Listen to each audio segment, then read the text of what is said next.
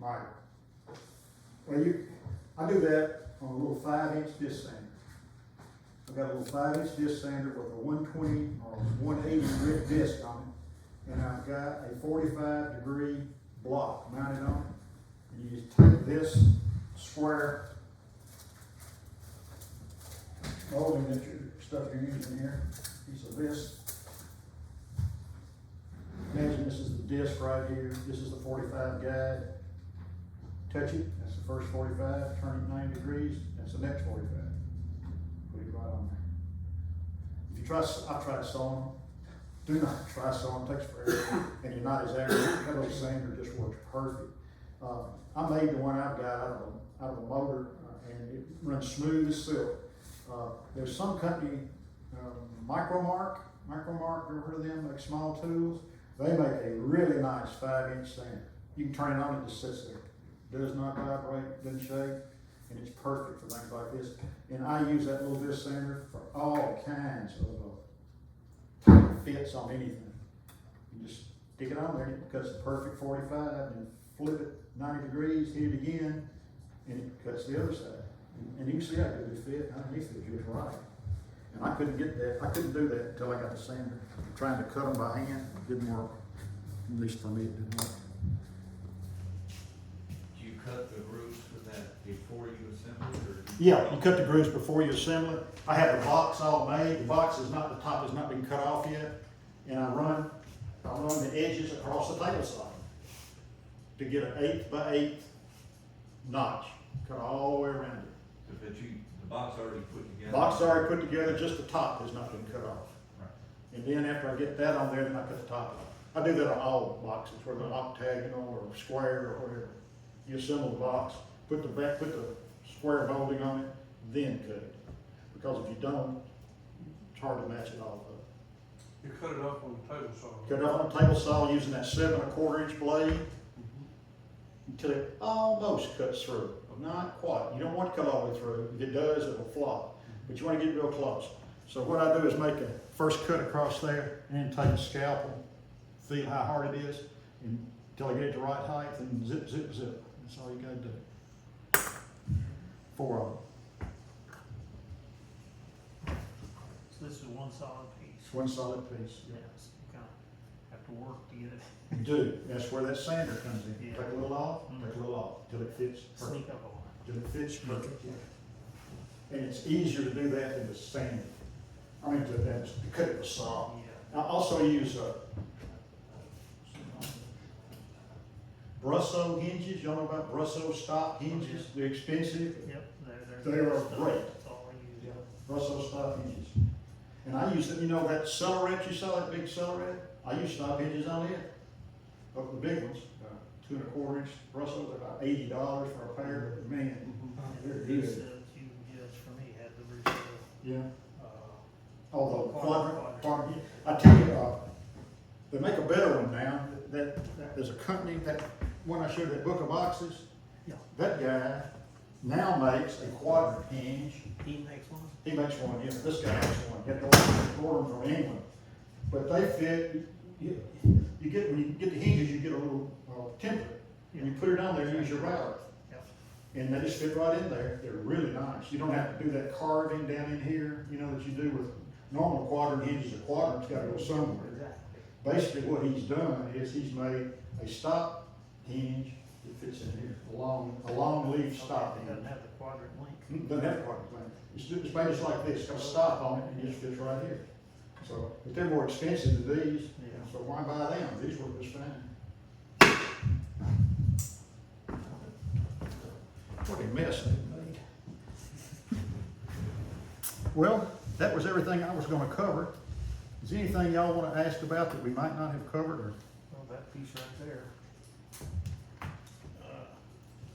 I may already know, you know, so you're done with this, it's glued. Oh, yeah, together. it's just- Right, yeah, it's just- dried up, you're taking it out. I'll take it out. You're ready to inlay it. Yeah, You put it down and then come around it Yep. with a blade. yep.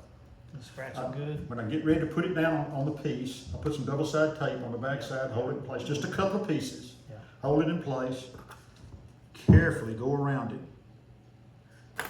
Come back with this right here. Just sneak up Yeah, just sneak up on it without, get as close as you dare, and evacuate the inside of it, and then you have those little planes that we looked at, those little router planes I had out here. I use one of them to sort of level it up if it needs it. And then put this in, put a piece of rubber over the top of it and clamp it. Yeah. Take it out, you're done. To use that little router plane, we need to put a board or something? Yeah, you on it? do, you have to. Make a surface? I've got a bigger router plane, and one of the things you can do with a router plane is you can mount it to a piece of plexiglass. Okay. So And you I've see got what you one, do. I've got one mounted to a piece of plexiglass, and you can easily excavate this with Okay. that. But with the regular base that comes on, it's too small. Yeah. So you gotta screw it down to a piece of plexiglass to get you a bigger You don't surface put it area. all out with that. Yeah, I eke it all out with this, Oh, You okay. You waste it have all to have a out. bigger base for that. to- Yeah, you would, but the way you can do it is start over in this corner and work it this Oh, way, you can Yeah, do it. get around the edges. Get around the edges, you can do it. Sometimes I'll put another piece of veneer the same thickness. Yeah, and have to do just set that. it in there. But even this cutter will leave a little bit of ripples on the bottom. That's where that little plane, that router plane comes in. It'll take those off. You could do it with a piece of sandpaper, I guess, but it's nice to use that little router plane. It levels it right up. No This trouble is at all. double thickness veneer. Yeah. Is it necessary to take that out?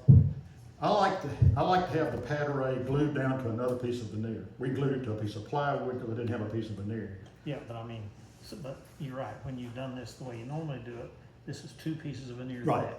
2 pieces So of veneer if it's thick. that thick, is it necessary to really make it smooth underneath before you glue it? Well, if you don't, you can, sometimes it'll transmit little bumps through there.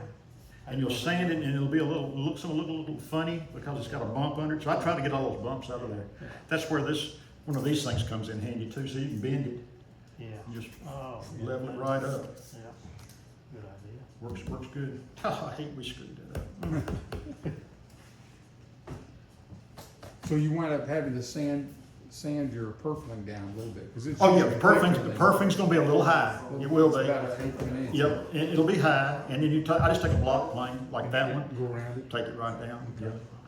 Take that down before you final sand. Yep. Sometimes. What are y'all working on right now? Anybody got any big projects going on?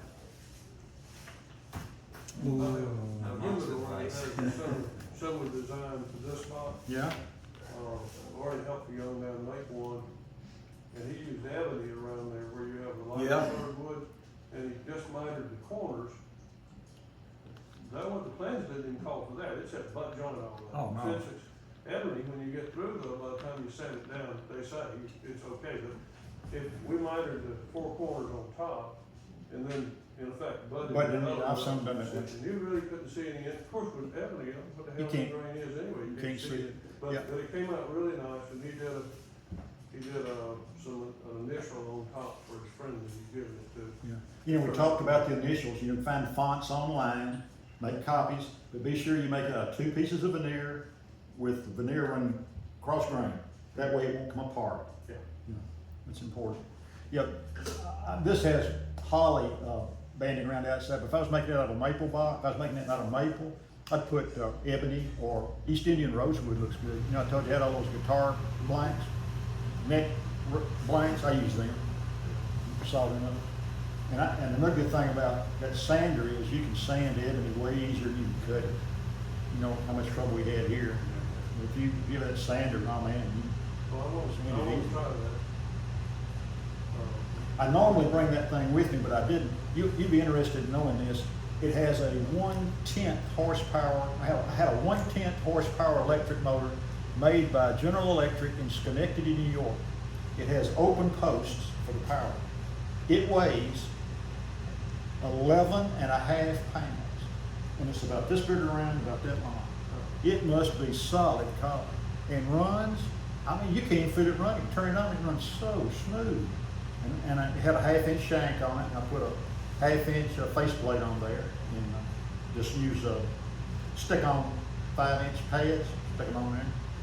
Works great. Made a little table for it. Made a little adjustment table for it. Yeah, sure did. I see a lot of uses for that.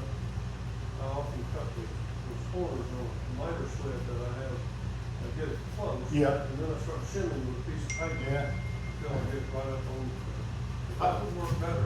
That sander just saved me, you know, like this banding around these edges, I sand those in. I sand those corners in that. And when you're making, this is important, when you're making this, you're gonna put this across there. On this one, you can't do it, because it's a solid piece of wood. This is a piece of banding, and it's got vertical grain. Make up this corner on a piece about that long, make up this corner on a piece about that long, and splice a piece in the middle. That way it fits perfect, and you cannot see it, because it's got vertical grain. You can't do it with cross grain, but with vertical grain, you can. And that works really well. But I use that sander all the time. Right now, I'm making a Pebble White chest of drawers, got French feet on it, and it's made out of mahogany, and then the door fronts are bird's eye maple outlined with ribbon grain mahogany all the way around, brass pulls, and no inlay other than that. We're not putting it inlay.